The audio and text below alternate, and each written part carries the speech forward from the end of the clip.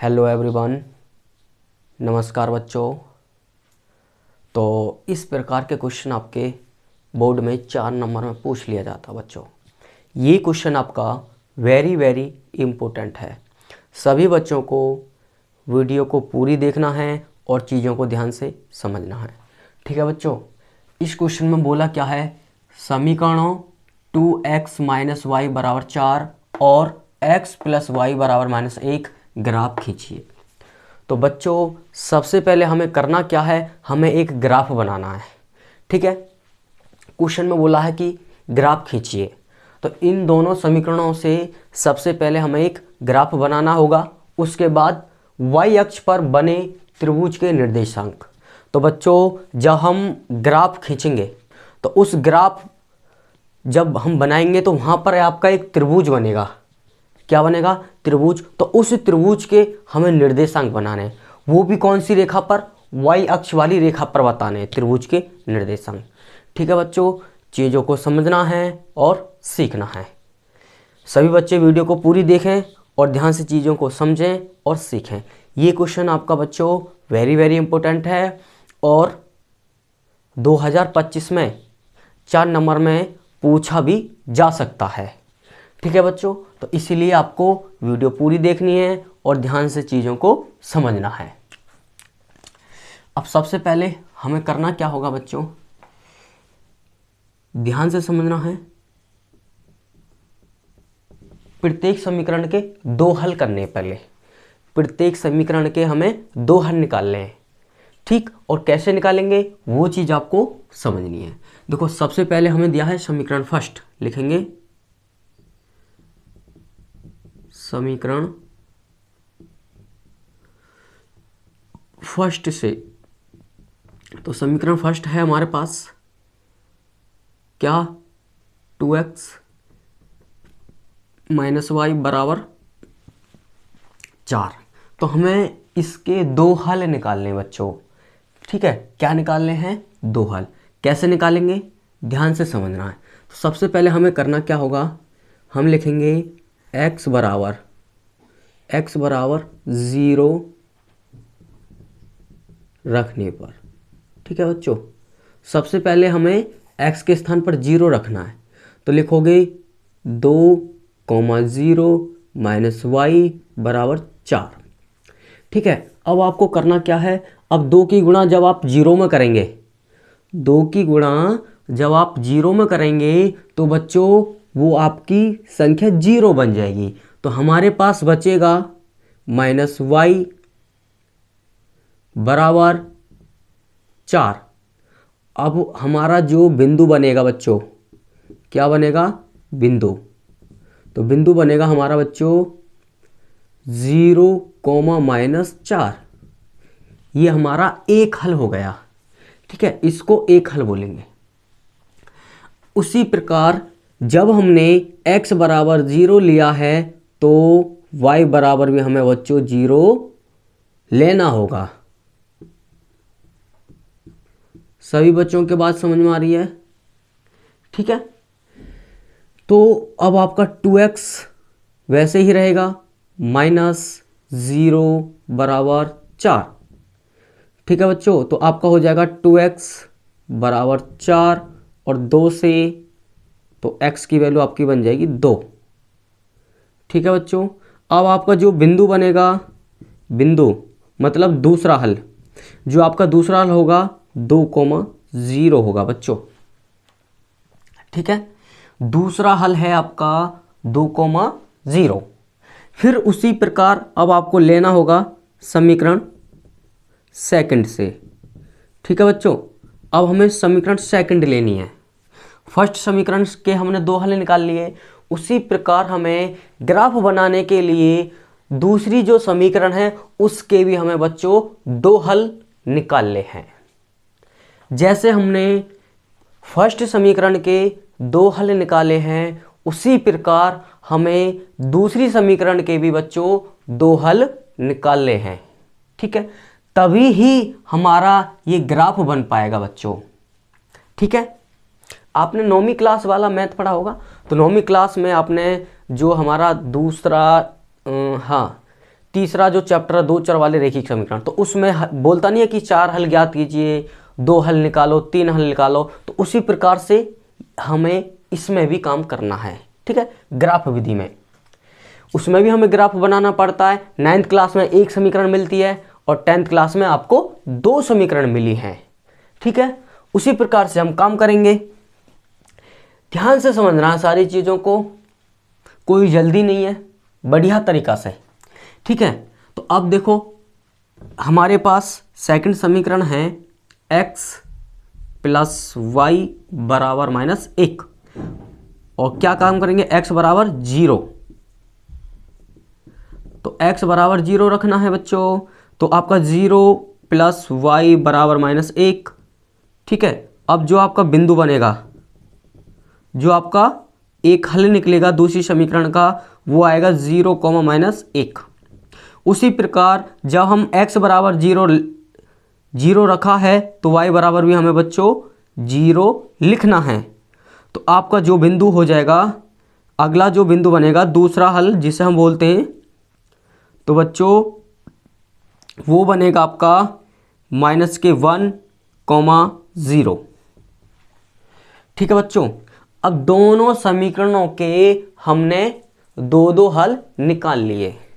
समझ लें सब बच्चे, x बराबर 0 रखा तो आपका 0, -1 बजना एक का हल। उसी प्रकार जब हम y बराबर 0 रखेंगे, भाई यहाँ 0 रखेंगे, तो यहाँ पे x की वैल्यू क्या हो जाएगी, -1, 0। ठीक है, तो दोनों समीकरणों के 2 हल, इसके 2 हल और इस पहली वाली समीकरण के ये 2 हल। ठीक है, अब हम आसानी से ग्राफ बना सकते हैं। ध्यान से समझना है, जब हम दोनों समीकरणों के हमने 2 हल निकाले हैं, तो अब हमें करना क्या है बच्चों, अब हम इन दोनों समीकरणों से आसानी से ग्राफ बना सकते हैं। वो चीज़ आपको थोड़ा ध्यान से समझना है और सीखना है। अब चलते हैं ग्राफ आपको कैसे बनाना है। ठीक है बच्चों,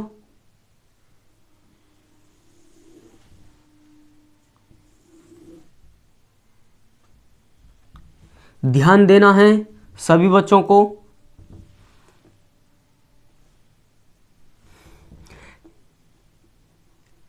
ठीक है, इस वाली रेखा को बोलते हैं हम y अक्ष। सब बच्चे ध्यान देंगे। ठीक है, जो प्लस में पाई जाती हैं आपकी संख्याएं, और ये आपका होता है x अक्ष। ठीक बच्चों, ये भी आपकी प्लस में संख्याएं पाई जाती हैं। ये होता है आपका y डैश, जो बच्चों आपकी माइनस में संख्या होती हैं, और ये होता है आपका x डैश, तो बच्चों ये भी आपकी माइनस में संख्याएं होती हैं। अब आपको ध्यान देना है, आपको देखना है इन चारों, जब हम इन दोनों समीकरणों के हमने 4 हल निकाले हैं, तो उन चारों हलों में सबसे बड़ा बिंदु कौन सा है, वो चीज हमें देखनी है। ठीक है, उसी प्रकार से हम इस काट्य तल में बिंदु रखेंगे, संख्या लेंगे। तो सबसे बड़ा बिंदु है हमारे पास 4। ठीक है, माइनस के 4 बड़ा है, तो हमें करना क्या है बच्चों, इस लाइन पर 4 से छोटी संख्या नहीं लिखनी है, बड़ी संख्याएं लिखनी है। कैसे लिखोगे मैं आपको बता दूं, 1, 2, 3, 4, 5। उसी प्रकार 1, 2, 3, 4, 5।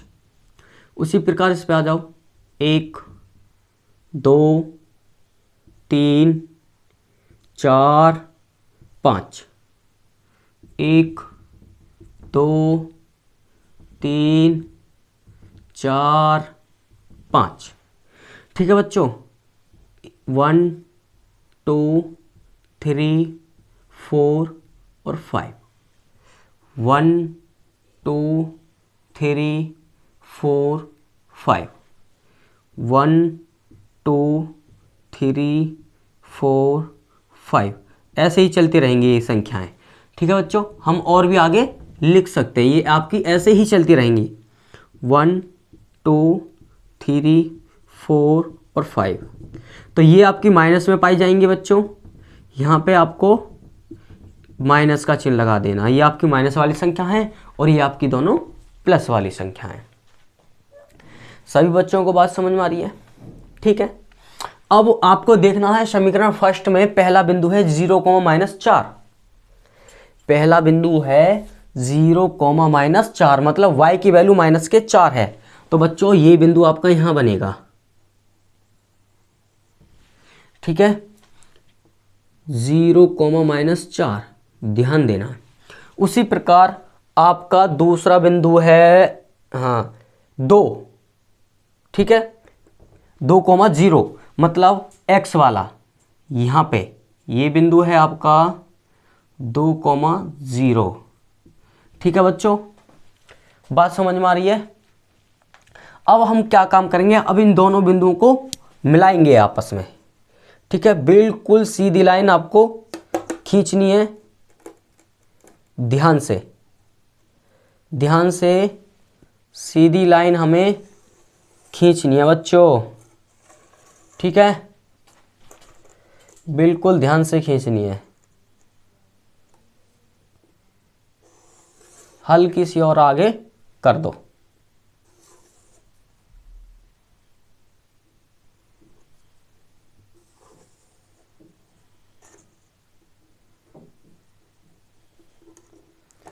ठीक है बच्चों, उसी प्रकार अब हमारे पास दूसरी समीकरण का बिंदु क्या है? अब हमारे पास दूसरी समीकरण है, उसका है 0,-1, मतलब y की वैल्यू -k है। तो बच्चों ये आपका यहाँ है -k1, तो लिख सकते हैं 0,-k1। उसी प्रकार x की वैल्यू है -k1, मतलब ये आपका बिंदु यहाँ होगा। ठीक है बच्चों, -1,0। उसी प्रकार हम इन दोनों बिंदुओं को मिलाएंगे। ध्यान देना है सभी बच्चों को। उसी प्रकार हम इन दोनों बिंदुओं को आपस में मिलाएंगे एक दूसरे से। अब ये हमने मिला दिए। ठीक है बच्चों, तो जब हमने ये मिलाए हैं, अब आपको करना क्या है? अब आपको देखना है ये प्रतिच्छेद कहाँ कर रहे हैं। ये है आपका प्रतिच्छेद।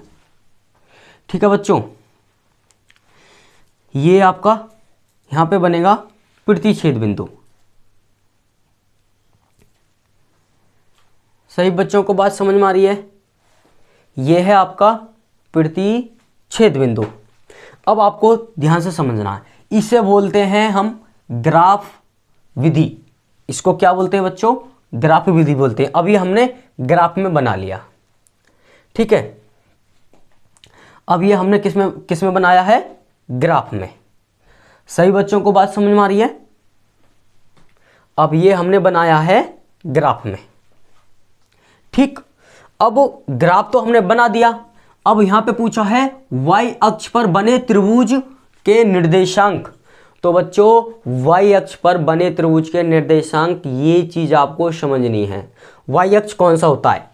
y अक्ष का मतलब है y वाली रेखा देखनी है। y अक्ष का मतलब क्या है? y वाली रेखा देखनी है।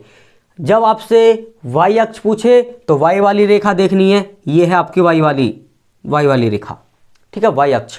और जब आपसे x अक्ष पूछे तो x अक्ष वाली रेखा बच्चों ये होती है। सभी बच्चों को बात समझ में आ रही है? ये x अक्ष होती है, x अक्ष रेखा, और ये होती है y अक्ष रेखा। तो क्वेश्चन में जो हमसे बोला गया है कि y अक्ष पर बने त्रिभुज के निर्देशांक। तो बच्चों y अक्ष वाली रेखा ये है आपकी, ध्यान से गौर दें सभी बच्चे, ये है आपकी y अक्ष वाली रेखा। अब ये है आपका त्रिभुज, इसको क्या बोलेंगे बच्चों? ये है आपका त्रिभुज। ध्यान दे लें भाई सभी बच्चे, ये है आपका त्रिभुज। ठीक है, बात समझ में आ रही है? ये है बच्चों आपका त्रिभुज। तो इन त्रिभुज के निर्देशांक, एक बिंदु तो आपका यहां बन रहा है। ठीक है, तो आपको आंसर लिखना होगा ध्यान से। त्रिभुज के निर्देशांक, तो त्रिभुज के निर्देशांक जो है हमारे, एक तो बनेगा आपका बच्चों 0, -1, एक बनेगा आपका 0, -4। ठीक बच्चों, और जो ये तीसरा बिंदु है ये आपका बनेगा, मैं आपको बता दूं, इसके सामने वाला देखना, इसके सामने क्या है 1 और इसके सामने क्या है 2। तो आपका जो बिंदु बनेगा बच्चों 1, -2, एक बिंदु ये आपका बन जाएगा 1, -2। ये हो गए बच्चों आपके आंसर जो हमसे पूछा है। ठीक है, त्रिभुज के निर्देशांक, तो ये होते हैं आपके त्रिभुज के निर्देशांक बच्चों। इस प्रकार से आपको काम करना होगा। ठीक है, और ये क्वेश्चन आपका वेरी वेरी इंपॉर्टेंट है बच्चों, और ये क्वेश्चन आपका 4 नंबर में पूछ लिया जाता है। सही बच्चों को बात समझ में आ रही है? ये क्वेश्चन आपका 4 नंबर में पूछ लिया जाता है। ठीक है, सभी बच्चे वीडियो को पूरी देखें और क्वेश्चन को ध्यान से समझें, अपने 4 नंबर पक्के करें जी। ठीक है, आप इतना काम करके आओगे बोर्ड में तो आपको तब जाके 4 नंबर पूरे मिलेंगे। सही बच्चों को बात समझ में आ रही है? ठीक है, वीडियो पूरी देखनी है और चीज़ों को समझना है। फिर मिलेंगे अगली नेक्स्ट वीडियो में।